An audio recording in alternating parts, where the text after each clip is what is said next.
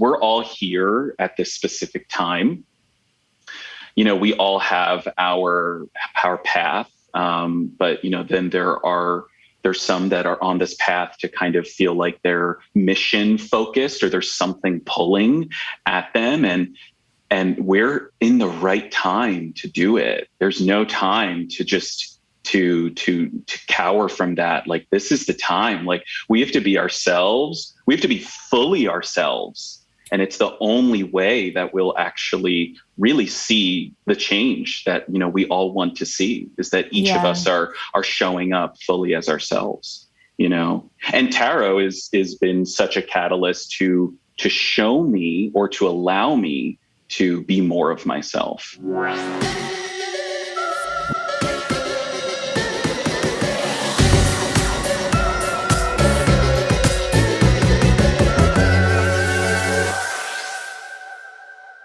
Welcome to another episode of As Woo As You Want with Celine and Jeremiah and Matt Swavely.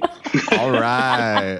We didn't prep you for that. I'm sorry. We don't really prep people. Yeah. No, it's all good. I just saw Celine's face and I'm like, and that's me. Okay. I know. I was like, you go. I can edit this down too. So. Well, we're so excited to have you on, Matt. And thank you for being here. Yeah, so excited.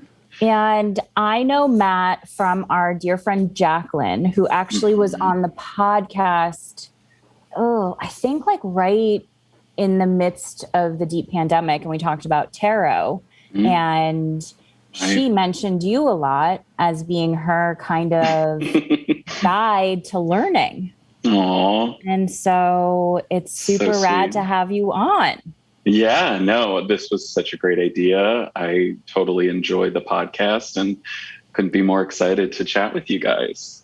Sure. And thank you to our dear mutual friend for making the connection. She's such a love bug. Absolutely. Really shout out to Jackie for sure. Shout out.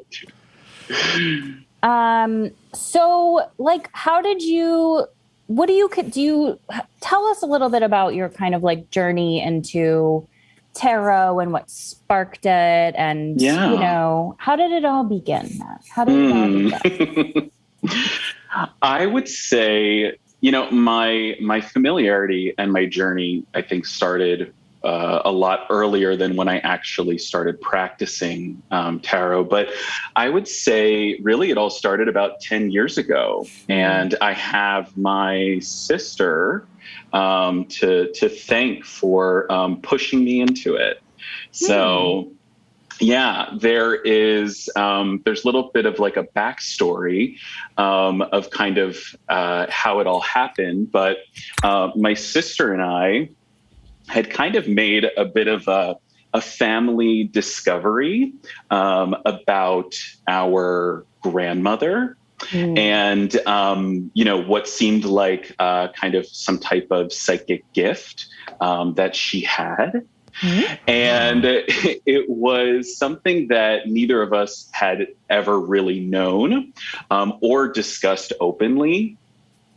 And a little bit of the story into that, my grandfather was in a plane crash when my mom was young, and it was in the papers. It was this big deal. And my grandmother had a premonition about the crash. So when, you know, they showed up to her door the next day, as they would, to like break the news to you, she was like, yeah, I know.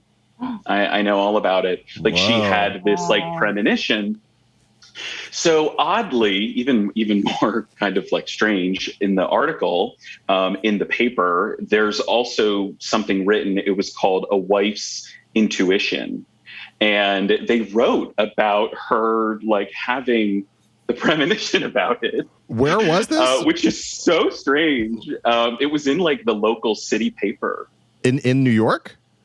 No, back in Pennsylvania. Oh, in Pennsylvania. Okay. Yeah. So small town, but in Reading, Pennsylvania.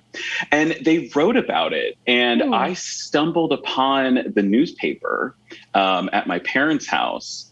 And I brought it up to my sister. We're like driving in the car, whatever. And like I brought it up, and this ended up opening this whole conversation about my experience with psychic phenomena or my intuitive gifts, and her experience of communication with spirits and past loved ones. So it was literally just this moment where we were both sharing these experiences that we've had. And then that kind of led us to be together. We were with a few mutual friends, and they had already been doing tarot readings for each other. And she literally threw the deck at me and was like, read for us. And I was like, what? Like, really? She's like, yeah, go ahead, go for it. I was like, okay. And it really clicked. It felt really natural. I had no idea what I was doing. Really? But she was like, just go with it. And she's like the most fiery Aries. So she was just basically like, yeah, do this. Like, yeah, no, literally, I didn't have a choice. She like literally threw the cards at me like, you're going to read for all of us. And I was like, what? How old were you at that junction? I guess I was, 25. And you just sort of like 25. It just kind of like flowed, and you're like, I don't know what's happening, but like, I'm just reading. Yeah, like, had you seen tarot before? I have. I had. Yeah, in high school. I was very much into like developing my like psychic awareness, and I was into Wicca, and I had a tarot deck that, of course, I bought in secret at like Borders bookstore in what was called the occult section. As most section. Wiccans do. Exactly. I was that one, like hiding. I had like a box of all of my supplies under the bed, and I had a tarot deck. It was like the Dragon Tarot. And it was something that was a bit of a novelty, I think, at the moment. I didn't connect with it as, and I didn't really devote much to it. I think I had like looked up, how to do like a Celtic cross spread, and I was really confused. And I just think it didn't go very far at the time for me. So, so at this point, when I was just given the cards, I relied just really on my instincts of like what I was seeing visually, but also just kind of like some things that were just kind of coming to me. So, wow. Yeah. So that's kind of like a long, sorry for the long story of the whole thing, but that's just basically like how it all kind of went down. So. And so now are you working towards like practicing more as like a career? Because before you had like you were not in any kind of like psychic, intuitive kind of, you had like a quote unquote normal job. Yeah, I have just recently departed from that. And I think it's probably been the last 7 years that I've always felt the pull to follow a different path that I knew was one of commitment to service, helping other people, guidance. And I felt, tarot's always been the catalyst for that. Just like I've been doing my career for the last 10 years, because working with people was also a different catalyst for, for something that I'm innately passionate about.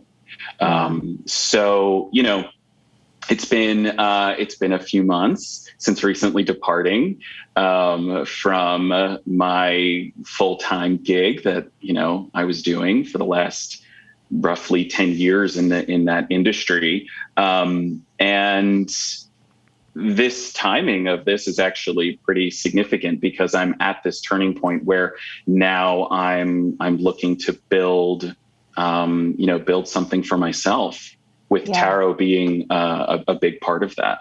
So, I mean, that's so rad. Yeah. That's so rad. That's so rad. Absolutely. So, do you have something to say, Jared? Sorry, I keep interrupting. No, go for it. So for me, I use tarot. I think over the pandemic, I was like really getting into it. Like I would try to learn and like pull a card a day just to get familiar with the cards, the major, the minor, et cetera, et cetera, et cetera. So how do you use it personally? Like, how do you view the tarot as a tool to gain insight, or do you ask questions? Like, how do you use it in your daily or not? Yeah, I think, if I go back to probably the first reading that I ever had, it hit me at a time in my life. This was probably right around the time I actually started also reading for myself and for other people. I came in a really big transformative time in my life. And actually, when I received my first deck as a gift from my sister, I had a double of one card in the deck. What? And I was like, chills. Oh my God. I had a double, and I'm like, okay, this isn't like Uno where you get like blank cards or doubles. What was this it? Is like there's something specific. So the deck is actually an oracle deck, which is a translation of the traditional Rider-Waite. But the double card was the moon. And so this, in this deck, it was translated to the word shadow. And so to get a double of that card, of course, with, not a lot of familiarity at the time, I was looking in like the book and reading it. I was like, whoa. And I hit like a ton of bricks, total significance and total kind of moment that shook me to my core in terms of, the meaning and all of the, the symbolism behind the moon. And 6 months later, I came out. And that was, my God. and looking back, that idea of the veil is now lifted, and you have to take a look at all of these kind of these parts about yourself that you've wanted to avoid or you've wanted to oppress, and now's the time. This is you're about to see some transformation and change. Wow. So I share that story because from the very beginning, the cards have been such a mirror for my path and my journey, and for everyone else that I've read for over the years. So I obviously it hits the whole range of the human experience. So I'm speaking about something which sounds very serious and looking at your darkness, et cetera. But yeah, this has always been kind of like a mirror for me to really look to for some deep sense of guidance, and even just understanding myself more and others, and looking at it, kind of very much not like it's this outward thing, that it's like this is me. These cards are me, So I obviously I read for myself. I read for others. It's been more of a private or word of mouth method versus putting myself out there. As I had mentioned that, I've been very career focused the last decade. But there's been a narrative parallel to that, which is, my own journey, as well as supporting others in their path with the readings. Yeah. I mean, so many questions. Who did you study? Like, who are your top? How did you learn? Like, do you like Rachel Pollack? Like, do you have that book, or the oracles that you're talking about? Is that John Holland? John Holland. Yeah. We'll link these decks too for everyone listening if people are interested. Yeah. So I could go on and on about John Holland. He, I've taken some classes with him, and, over the last decade, and his interpretation of the tarot is just one that I really connected with. I have an equal respect and interest and, that spark for the traditional, Rider-Waite deck. And, but in terms of my connection, and one that I've looked to that felt like it was speaking to me, was very much, John Holland influence in the beginning. Mm-hmm. Yeah. So, I mean, for those of you who might be interested, he takes the traditional deck, and between the major and the minor, and he's done these beautiful, kind of very, very clear, very modern interpretations.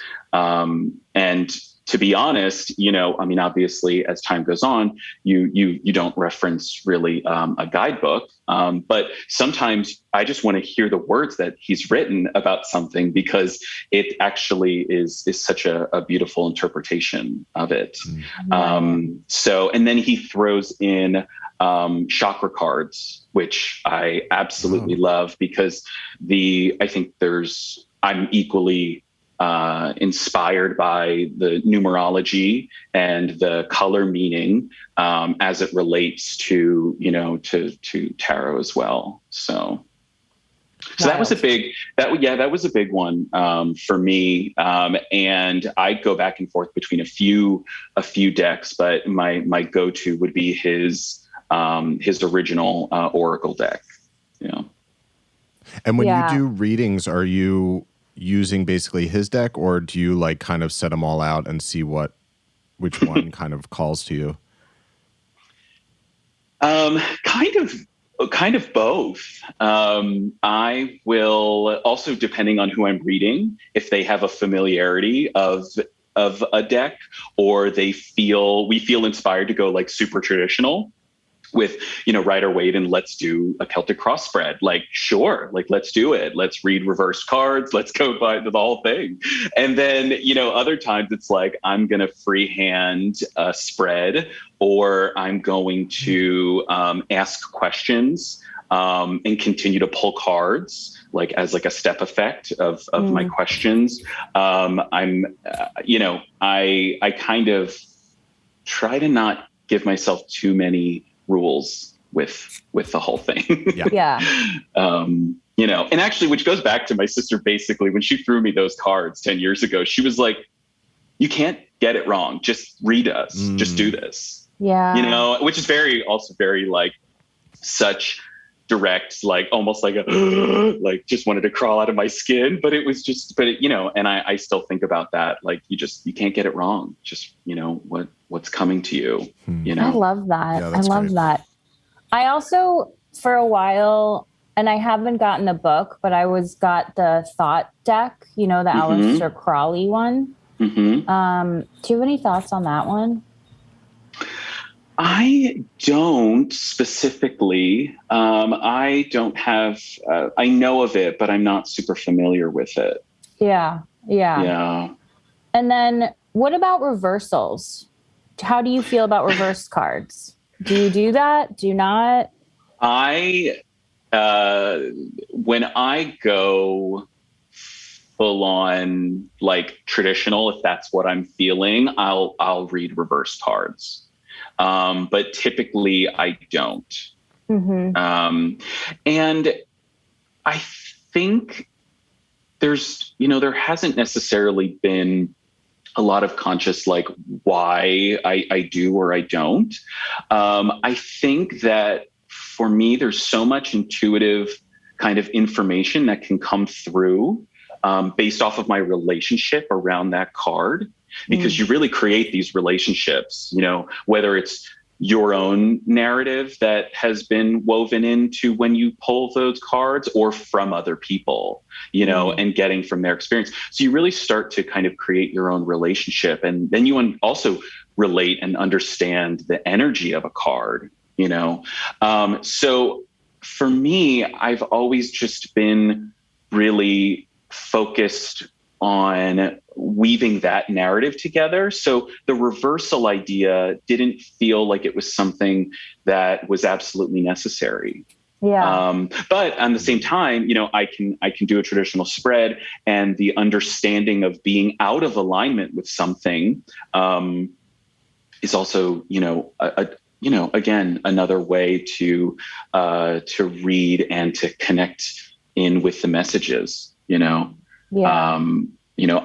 I've had readings before where they're like, half the cards are reversed, and it's like, okay, right. So am I in alignment with anything? I'm not. Okay, cool. Yeah. But yeah, so I typically don't, though. Yeah, I mean, I feel like there's it's kind of a mixed bag in the world of tarot. Some people are like, no, or there's like an innate built-in light and dark, or alignment or not alignment. So they read that way. Totally. But I go back to asking. I really kind of just put some questions out there into the universe, spirit, my higher self, whatever kind of name you want to put to that. But I, for other people and for myself, and I've come to really rely on that and trust that. So, yeah. That's beautiful. So. Are you using other methodologies besides tarot when you do your readings? It sounds like you're a little bit of a witch. Yeah, I mean, clearly you're intuitive. Yeah, I mean, which is amazing. And my family would tell you that, what did Matt want to be for Halloween 6 years in a row? And it was a witch. So there's every age where I'm in a different witch costume. Send us photos for that. That'd be amazing. I will. That'll be the Instagram post. I will. Yeah. So is the family, is your sister, your mom, is everyone a little bit or your dad, or is that? No, it's actually the whole thing has been quite hush hush and not talked about. I come from a very conservative family. And that's why, it was only, 10 years ago that we kind of just had a bit of oh, grandma. Okay.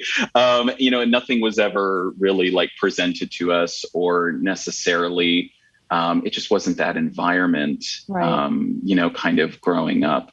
But obviously my sister and I, with a small group of friends, have kept all of this going. We do a yearly retreat that we create workshops, and we're all responsible for doing workshops that again are all go back to different practices. Some are tarot, some are shamanic, some are, there's a whole kind of range of work that we all do together. So yeah, it's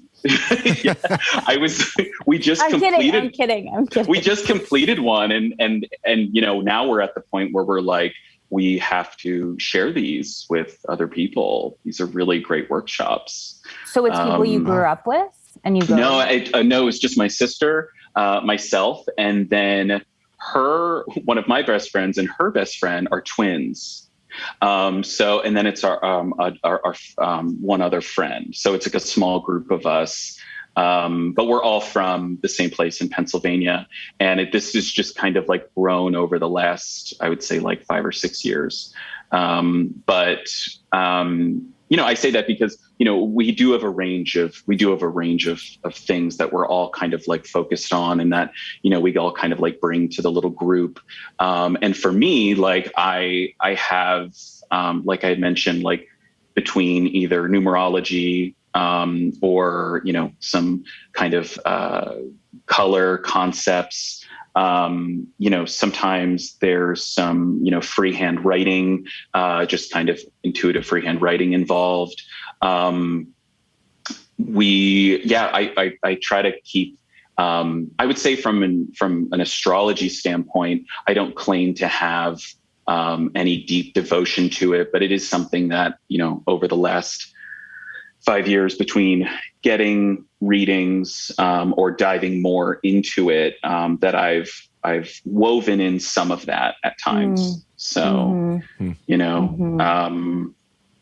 But that requires a little bit more work on my part, because it's not something that obviously I've devoted from a studies standpoint. So,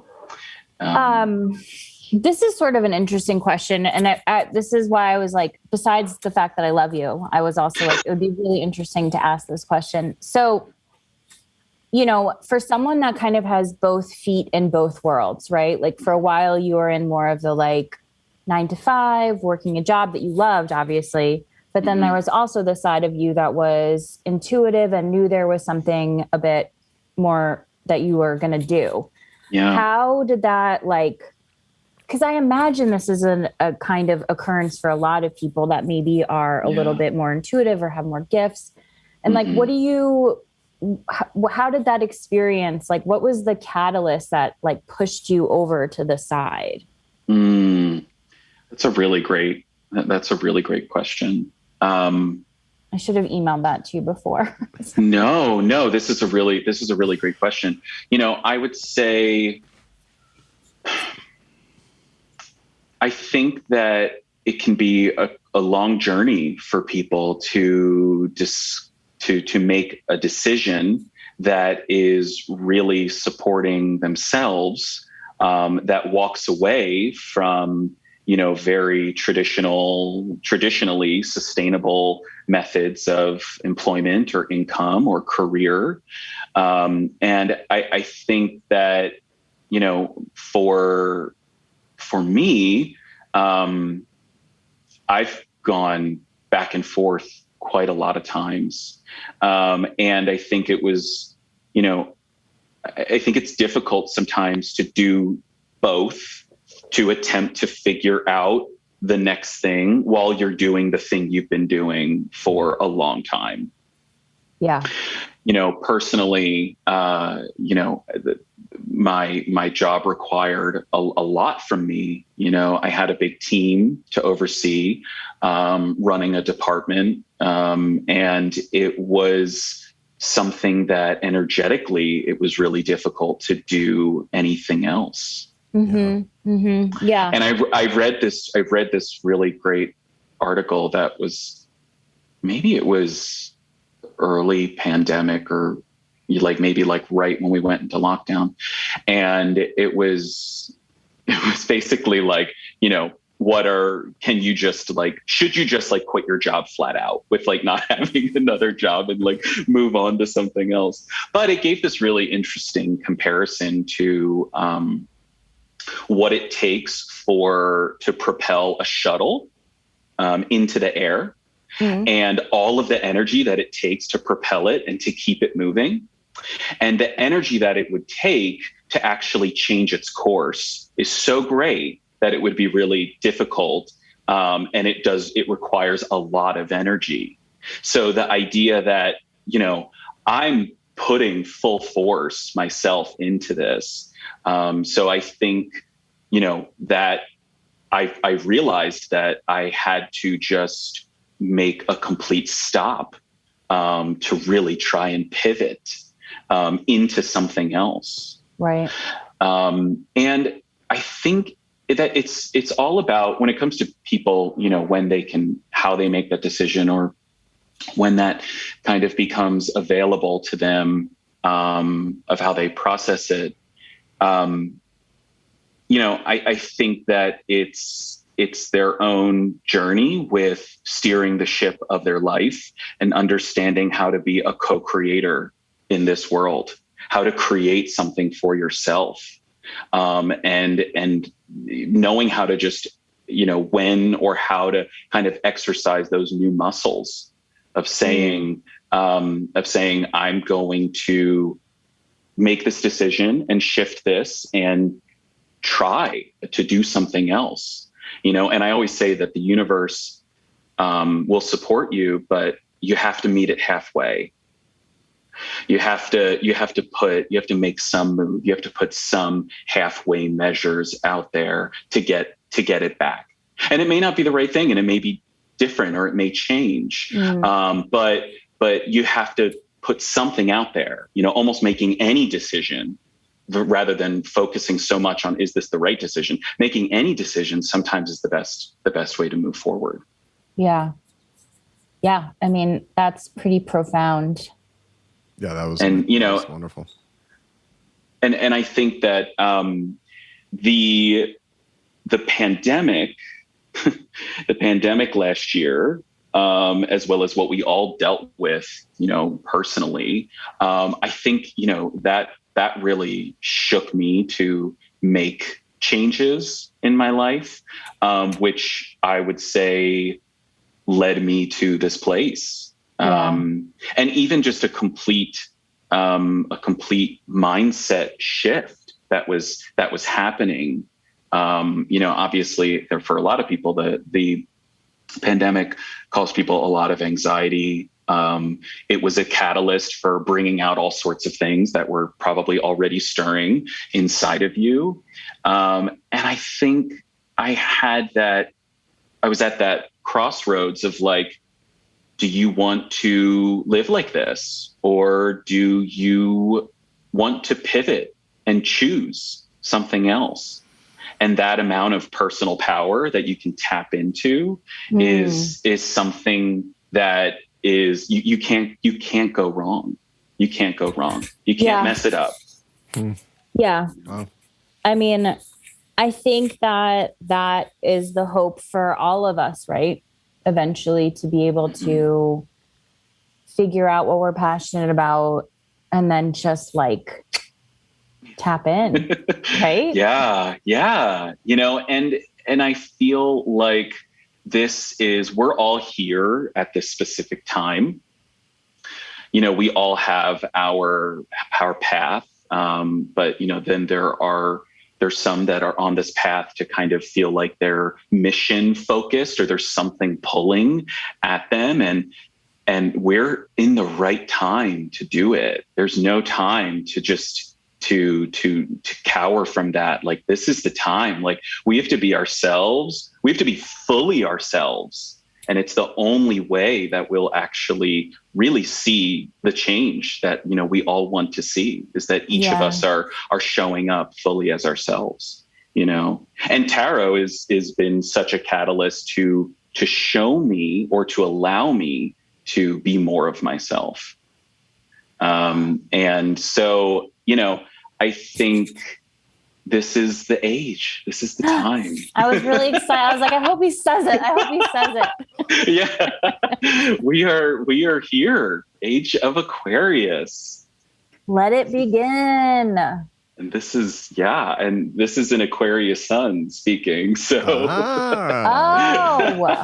Aquarius sun. Yeah, my stats are Aquarius sun, Cancer rising, Aries moon. Ooh. Wow. It's a whole bag of stuff.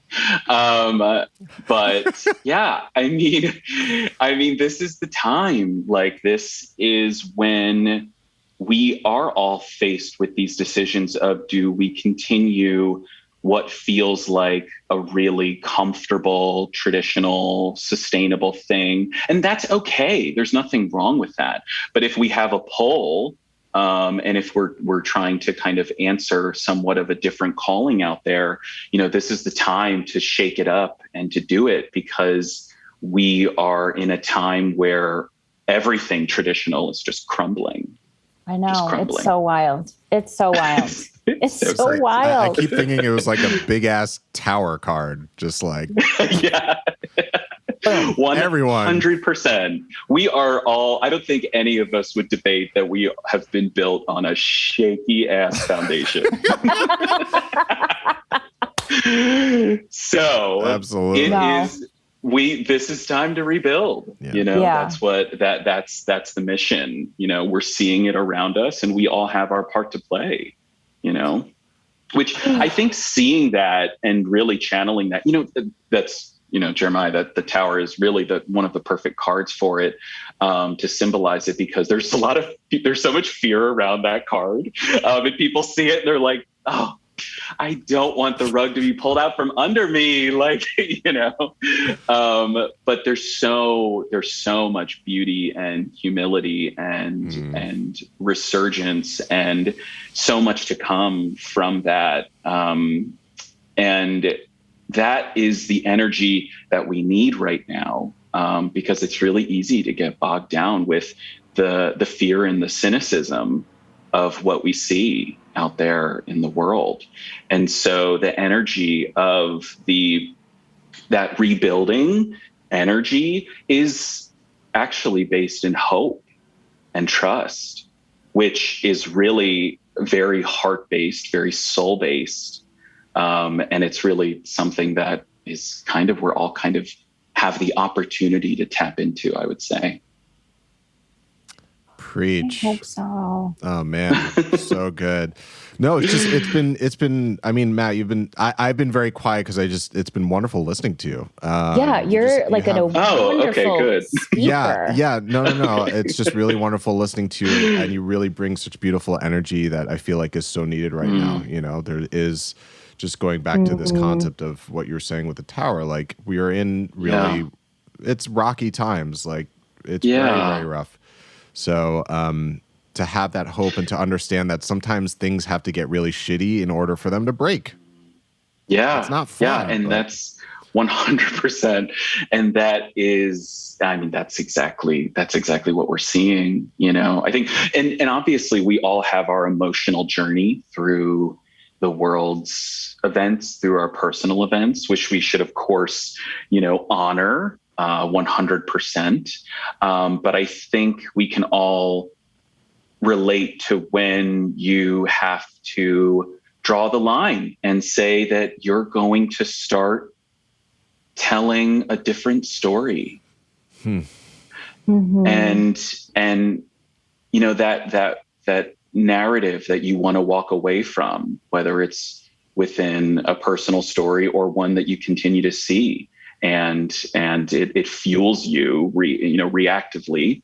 Not that, again, there's not good things to come from that. I'm not saying, the total support for the fire and the amazing transformative energy of people, activism, and, fighting on the front lines. 100%. That's different. But it's that like stuckness that I think that when you want to tell a different story and you want to kind of walk away from. And, I think, it comes back to this choice to make. Yeah. And there's like that amazing, it's not amazing, but you see it all the time. It's like the lessons that you need to learn will keep presenting themselves, right, to that narrative until you react differently to whatever that may be, right? And that's 100%. Essentially change, growth, where you're like, I don't know if I'm gonna keep reacting this way. And I've struggled with that so much with, because I get so sometimes nervous and like fear-based about all the stuff happening. And I'm like, oh my God. And then I talked to my astrologist a few weeks ago, and she was like, neutrality is not like like being less reactive to something immediately so that you can kind of make more like conscious decisions of how to act was really helpful for me versus immediately going to like whatever it may be, which typically tends to be a more negative emotion.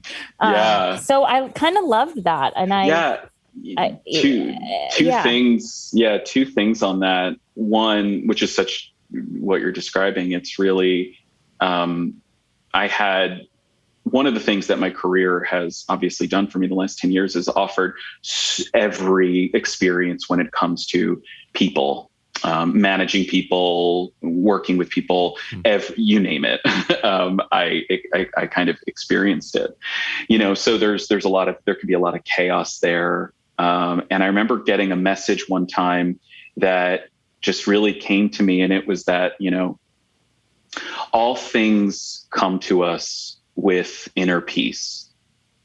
Oh. And the idea that really your sense of knowing, your sense of comfort, your sense of presence, your sense of being able to offer yourself to other people and be your biggest anchor, really can come from being in a place of peace. And I think there is that grounded, present kind of like place where, okay, like I don't know how many messages or things I'm going to get when I'm just on constant like red alert all day long, running on empty, or constantly reacting and not leaving any room for anything else in my experience. Yeah. I mean, one thing you mentioned about things that keep happening in your life, that's really for the tarot, especially with people who they've trusted me to read for them over the years. We develop a really great relationship during reading that we can reference and discuss a lot of their patterns or cycles in their soul work that they're doing.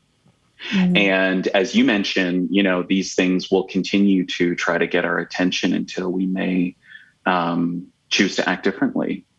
That was a polite way to put it, to get our attention versus bother the fuck out of me or, annoy the hell out of me. Just getting your attention. Yeah. Politely. Hello, hi. Hello. This again. You don't want to pay attention to this, but no. And I think, that's why I think I've really connected so much with tarot and the kind of the journey that it is and that it represents, versus it being some, predictive tool for people are constantly just looking for like yes or no answers, or will this happen, or what is that? This is like, this is more based off of like what you said, the things that you're identifying that you're working through in your life, going back to like basically the agreement we made with ourselves when we came into this earthly life. Mm-hmm. Yeah. Yeah, that's so wild. That's so wild because I feel like, a lot of times I'll consult the tarot and look for more of like a directness, like a yes, a no. And it never is that really. No. It's more like, I need more clarity. I need more clarity. Yeah, I need more clarity. More. And then like, yeah. Exactly. No, exactly. Not really. And you're just pulling a bunch of swords and it's all about conflict. Listen, that's like my top thing. I'm like queen of the swords. Okay. But amazing. Are you precious with your decks? Do you like have them in a little do they have their space, and do you know what I mean? Like some people are very much like, or like you can't buy them, you have to be gifted them, or that. No, besides the borders deck. Yeah, exactly. I I feel precious with them when I'm holding them, when I put energy into them, before I read for them. I do conscious, mindful things with them, like, whether it is, something related to a crystal clearing, or, I have my own kind of like go-to little methods, but I'm not super precious with them. Where they live necessarily. They all live together. They all live together, and they're obviously not in like a box with like cords and chargers, but they they live together, and I'll bring some out if I feel like I have not. It's not been super in front of me. I'll bring some cards out. And or just have them maybe on my windowsill with a few crystals. It's like I believe that I'm very like not precious sometimes as a person. I'm very contradictory with like one way versus another, and sometimes they're extremes. But when I am engaging with it, then I do feel like I'm a little bit more precious with it. Yeah. I mean, I feel like I'm precious with stuff and not at all. Yeah. Like, also it's interesting. And I always think it's like a funny aspect about myself where, I'm an acupuncturist, I'm a healer. I like, I'm learning palmistry, but then like I'll get down with like frozen pizzas and like chicken nuggets. And then like, I'm very much, but I think it's a much more free way to be, right? Like, yeah, I think this is the whole thing that we don't speak about enough, which is like real life. This is like real. This is just real. This is real life. You don't have to, you don't have to go into a meditation before you pull a card. You don't have to show up to something that you only ate organic or had juices that day. You don't have to show up. That's just not real. I think that's just the evolution of like almost normalizing a little bit more of these intuitive, psychic, connecting to like a higher vibration self of yours is integrating. Because we are human, right? Like, yeah, that's exactly it. Like you should be able to get McDonald's on Uber Eats at midnight if you want. Sometimes. Oh Sometimes that is the medicine you need. I like that. I like that a lot. I am I embrace all of that, the whole range of those things. I don't associate with, I joke all the time, like I won't buy an apple that's not organic, but then I had McDonald's for dinner, right.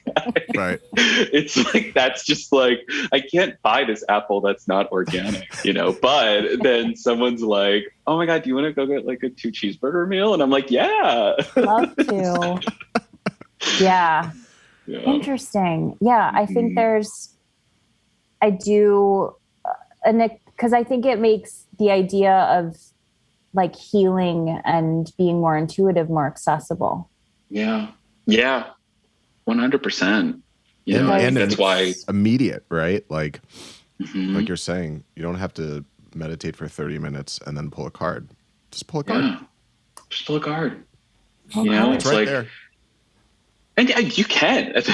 Everybody has their own, people totally might feel better about that. But I think just like anything, there's only so much that you really prepare for in life before you just show up. And in that moment, you just show up as yourself, That's great. So it's just, I think if you can be present with that, then that's it, that's it. It doesn't matter what, but yeah, I think that that's not advertised or trendy or popular because it's it doesn't make sense.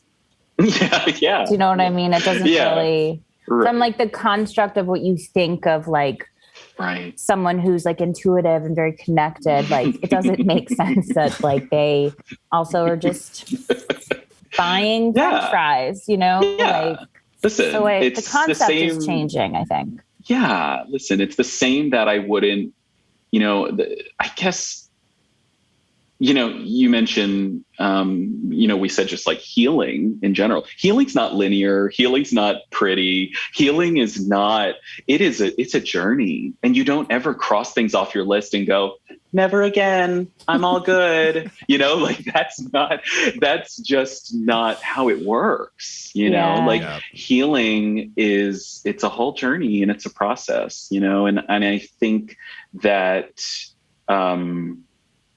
that's kind of, it's the same idea that it's not perfect, it's not planned, and you just, you try to meet it head on, Yeah.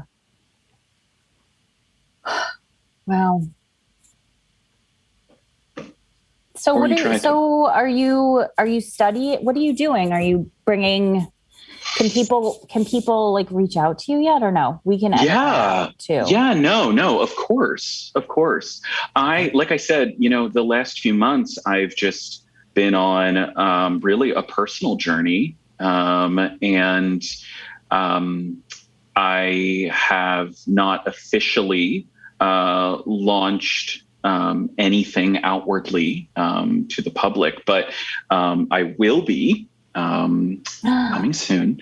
I will be, and but I'm totally open if there's anyone who's interested in a reading, and if they have liked what they've been hearing and feel like there's so many amazing readers out there, but I'm totally interested if anyone wants to have one. Excellent. I think you're pretty rad. Yeah. So I'm ready for a reading. Yeah, I'm gonna hit you up. I'm like, I'll come. Let me come. I know. Do a group reading. Like, wait a minute. Jer, what else? What do you think? What have you been thinking, Jer? I have just been enjoying the conversation. Yeah. Yeah, it's been great. Good. I mean, me too. Yeah, there's a lot of things that you said that were resonating for sure. Definitely leaving your job, the whole rocket metaphor. That was like, I don't know if I think you were intuitively tapping into something there, because like as a kid, I'm an 80s kid, so I loved like the shuttles and stuff. So that shuttle iconography, that's very like strong. That like hits me really hard. So when you said that like all resonated with me in my own like way, and when I left my job a few years ago, and it really is like, if there are people out there who are listening and they're debating like leaving your job, it's terrifying. It's very terrifying. It's very hard to do, but like you will get signs, and sometimes this is kind of related, but it's like you will get to a place of exhaustion. And someone, I think Tosha said this, but like she basically said like some people call it enlightenment, but I just call it exhaustion. Like you get so tired of like doing the thing, I'm just like done. I can't like live this way anymore. My energy can't operate this way anymore, and I need to just change gears. So sometimes it helps sometimes it helped me to then when I was going I have a range of like, I'm very cerebral and can very much just live in my head and overanalyze like every scenario, and part of that was helpful, was playing out all of the scenarios that would really be like a worst case scenario. And all of them paled in comparison if I'm 1 or 2 steps closer to seeking out the thing that I'm looking for. Yeah. And it's like, you're like, okay, so what if I don't have $1? What if I don't, like you go there, and of course, yes, there are practical earthly things where we, have to do what we have to do along the way, obviously. But you really, you can really kind of like play out like some of these scenarios that you're like, and that, guess what? That's not that bad. I would figure it out. I will figure it out. Yeah. And that partially helped me to be like, oh yeah, then what am I really waiting for? Yeah.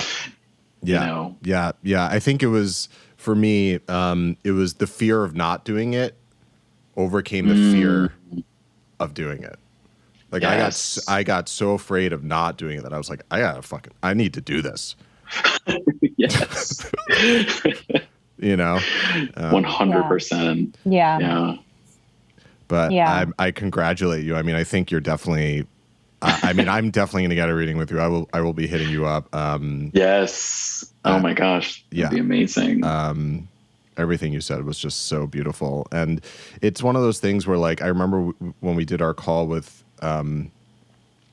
we did an interview with Richard Unger, who's like a very well-known hand analyst. Yes. And one thing that he said that really hit me, I think with anyone who does this healing practice, he's like, you're going to meet the person at where you're at when you're a healer. Exactly, yeah. So, it's one of those things where, like, if you're seeking out a healer, if you're looking for someone to guide you, you have to find someone who's going to resonate with you and you can tell is going to be at the level that you need to be at. And it's not a hierarchy thing. It's just they're people at different levels, at different stages, and they see what they're able to see.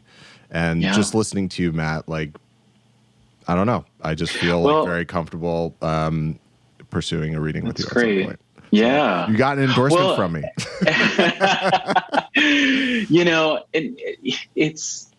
And I think, there is this, like you said, there's no hierarchy. Like, we're all on a journey.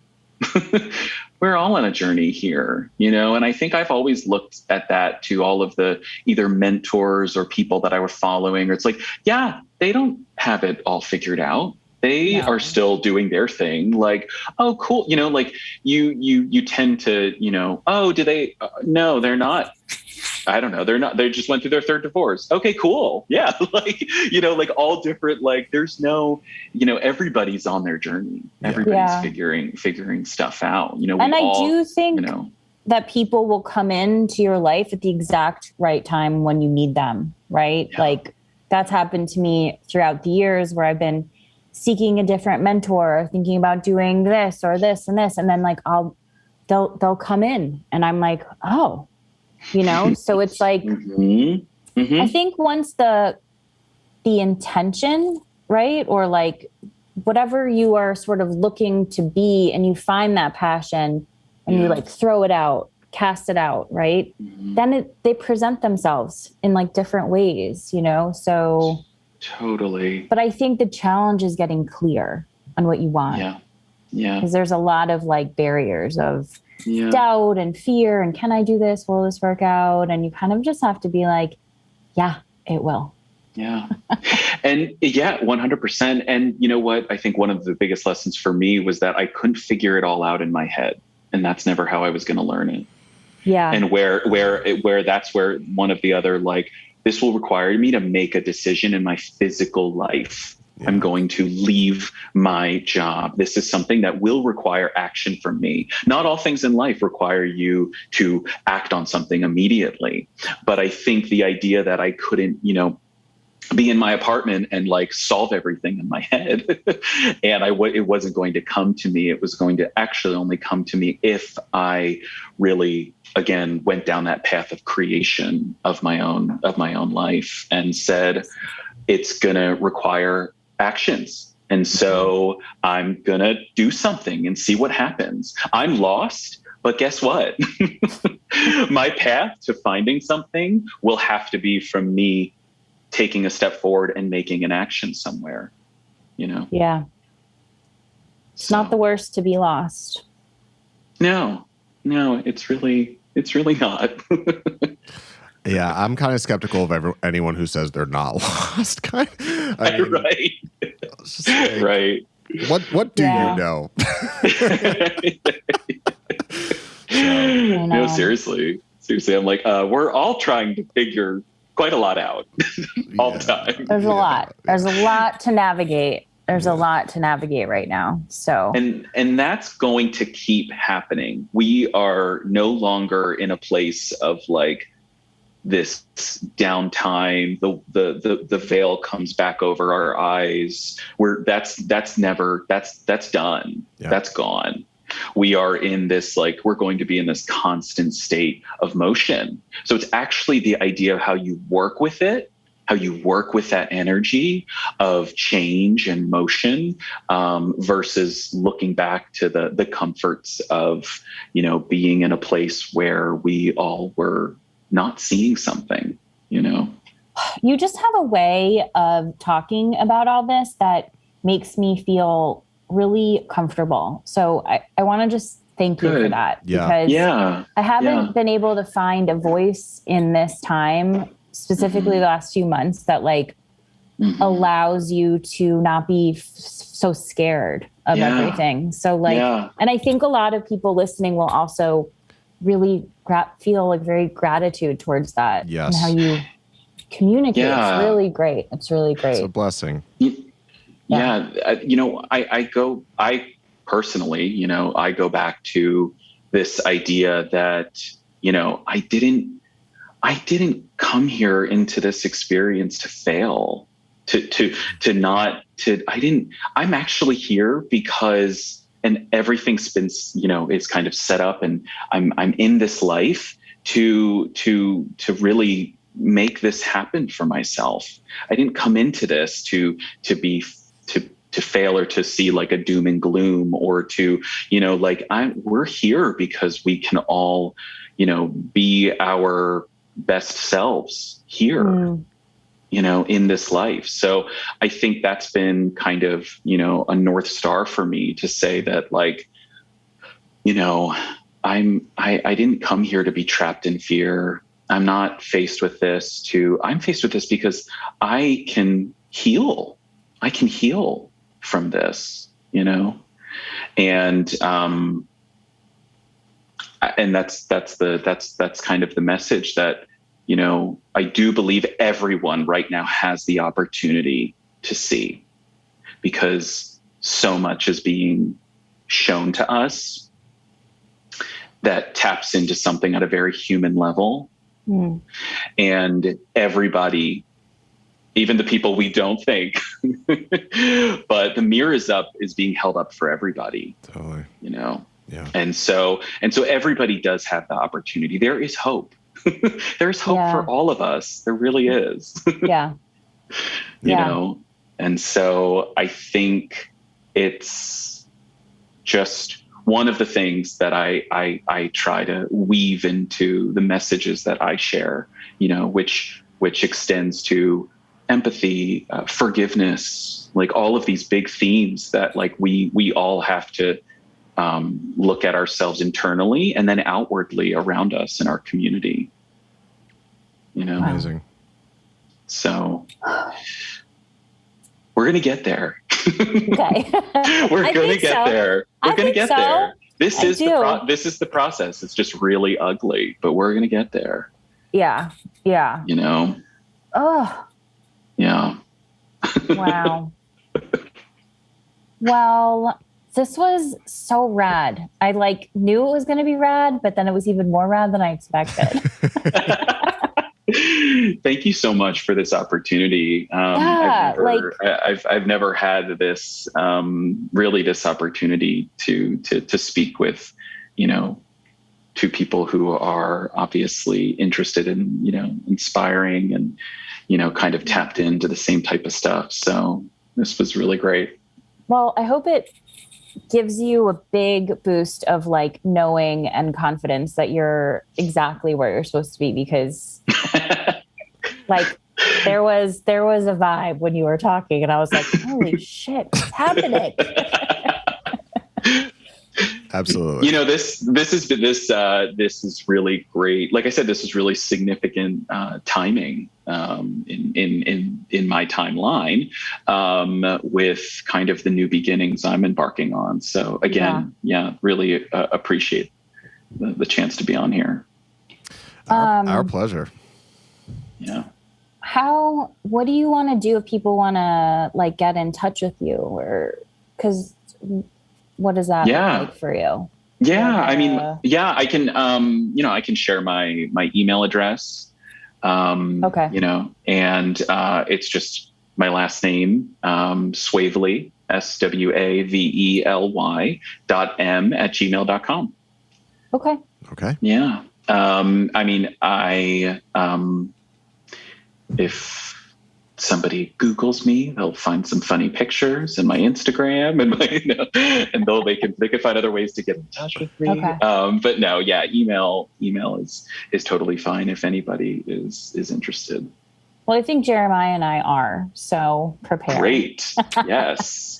Oh my God. Amazing. Okay. Well. Yeah, I guess we'll sign off, but such a pleasure, man. Great. Such a pleasure. Yeah, no, thank you both. I really enjoy listening. You guys both have really something great here. So thanks. Happy to have joined. So. Also, can we hang out soon? Yes. Okay. I know. I was like, okay, there's also like, there's so many things to probably just like dive into. I was like, oh my we could always do a part 2. Always.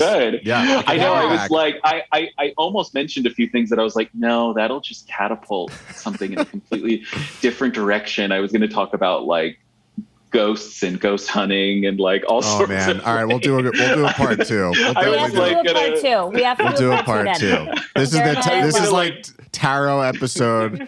We'll do like paranormal activity episode. Oh my God. Yes. Oh my gosh. Yes.